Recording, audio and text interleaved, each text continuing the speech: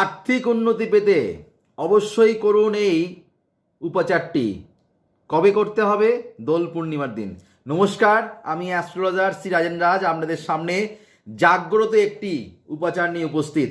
যাদের অর্থ রাখতে পাচ্ছেন না, যারা অর্থ ধরে রাখতে পাচ্ছেন না, আয়ের থেকে ব্যয় প্রচণ্ড পরিমাণে বেড়ে যাচ্ছে, তারা অবশ্যই এই পূর্ণিমার দিন আমাদের এই সন্ধেবেলা এই ক্রিয়াটি করতে হবে। অর্থাৎ 2রা মার্চ আপনাদের এই ক্রিয়াটি করতে হবে সন্ধেবেলায় 7:30টার পরে আপনারা করবেন।